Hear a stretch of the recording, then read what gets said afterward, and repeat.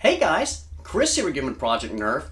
I know it's been like forever since we put a video up, and I apologize about that. Life's been kind of beating me up, but I always rebound, and today we're going to handle a request. This one came in not too long ago, and it's for a build guide on a full auto Rapid Red. Let's get at it.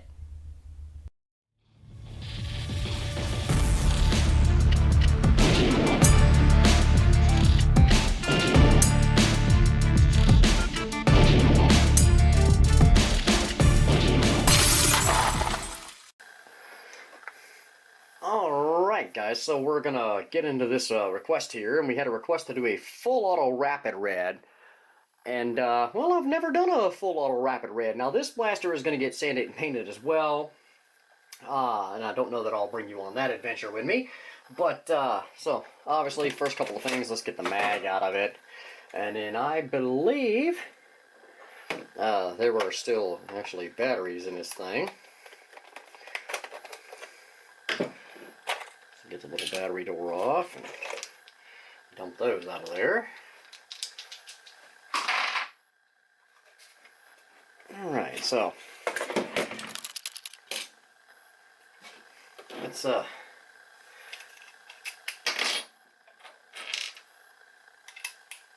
change out the tip on our little screwdriver here and see if we can't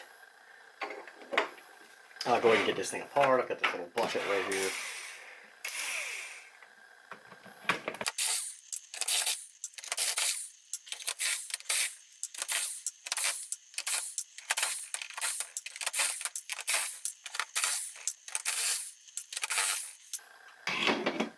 I believe that's all the screws, so with any luck we can go ahead and just butterfly this thing open. There we go. The jam door in there. The rubber for the motor, doesn't matter, that popped off there. Now this blaster is going to get sanded and painted because it's going to be for Misty, Mrs. Project Nerf. Some of you guys got to meet her in the last couple of videos here when we did our subscriber giveaway drawing. Now, to convert this to full auto, we're going to have to do some custom mounting for our gearbox and things like that. So, right now, we need to get all this junk out of here.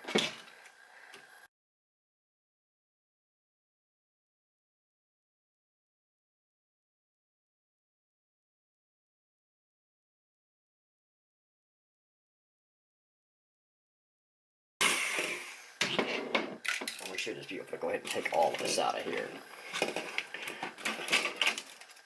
There we go. Okay, so a couple of things here.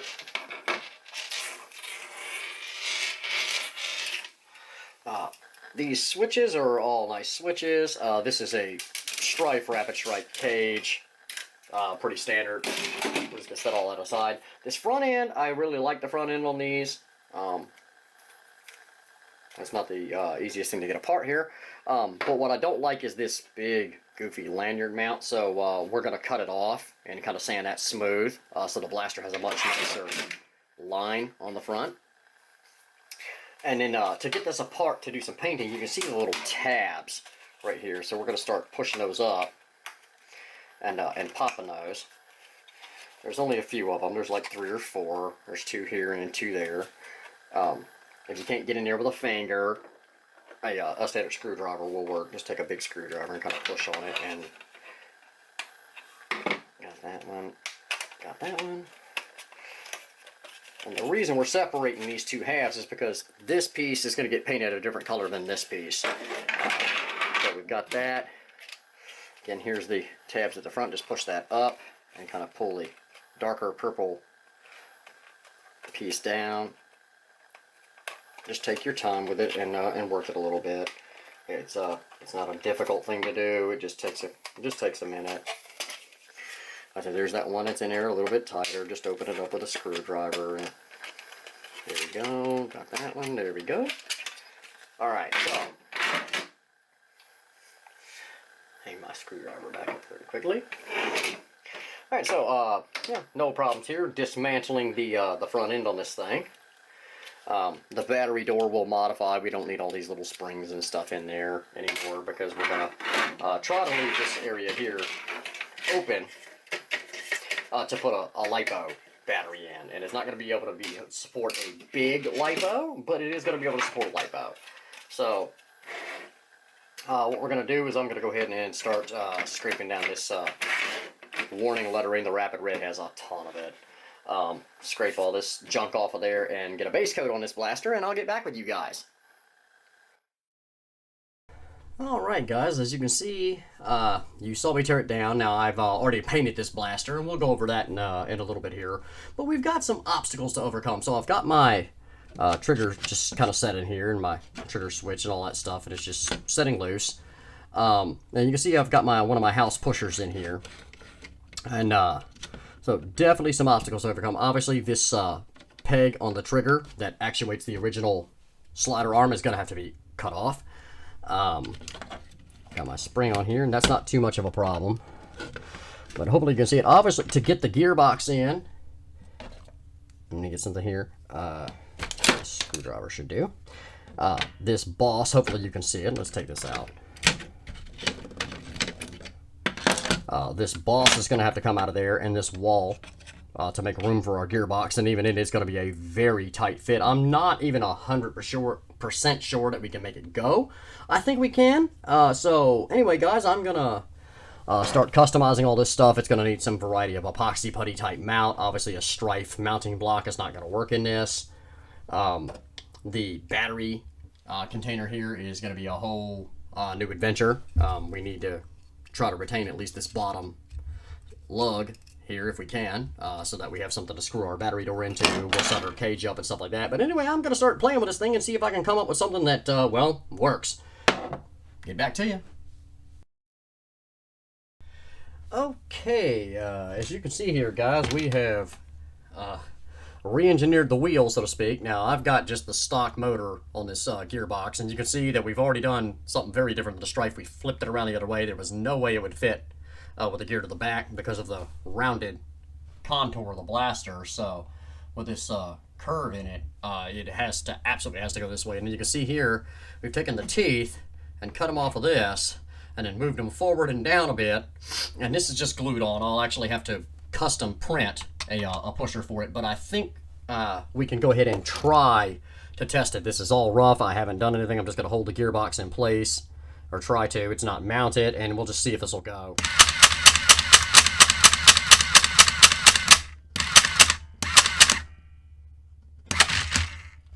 Okay, that's a successful test. So essentially what we have to do is redesign this pusher to something very similar to what I've got right here. Figure out exactly how we're going to hard mount the gearbox in here, and then we can go ahead and get it wired up and convert it over to LiPo and make a blaster out of it. So lots and lots of custom work on this one, guys. This is when modding is fun. It's also can be incredibly frustrating at this point. So when you're working on something that no one's ever done before, that there's no drop-in parts for, just take your time with it, use your logic, and do the best you can with it. And with any luck, you make it work out. So let me get a little farther into this thing, and I'll get back to you.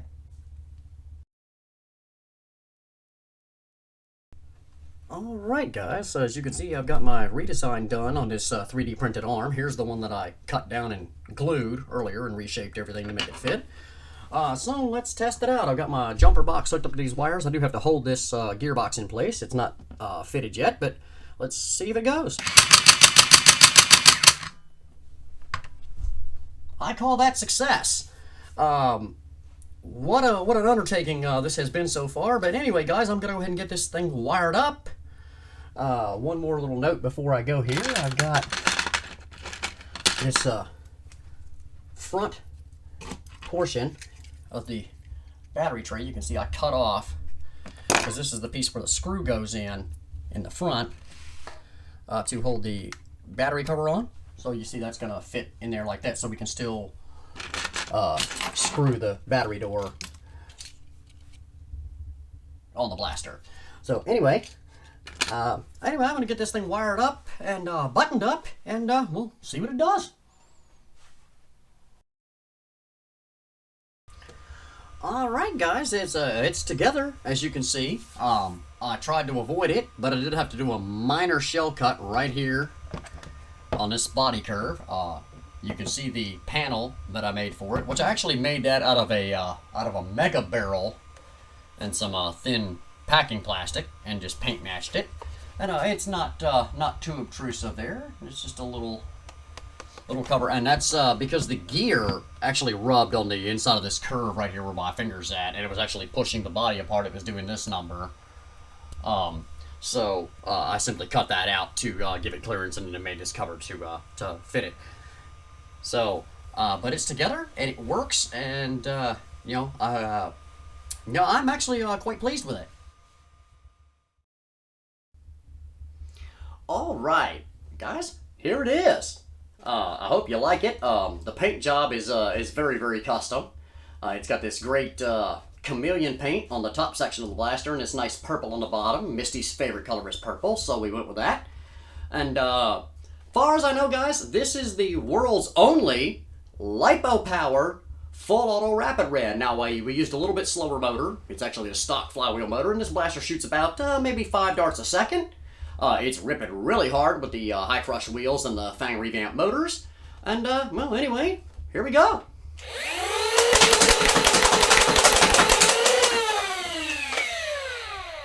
So, got that taken care of. Guys, I hope you enjoyed the build guide. On word of warning, if you're going to try to do this for yourself, it is definitely an adventure. Now, I will make the STL file for the pusher that I redesigned for this thing available to anybody. Just shoot me a mail and I'll be happy to send you the STL file for that. It's a little rough, a little filing, a little sanding, but it does work. And then remember that you're going to have to do a little shell cutting here, right on this part of the blaster, to clear the main gear. But other than that, this was a lot of fun, and you guys are going to get to see Misty using this one on the battlefield here in the very near future.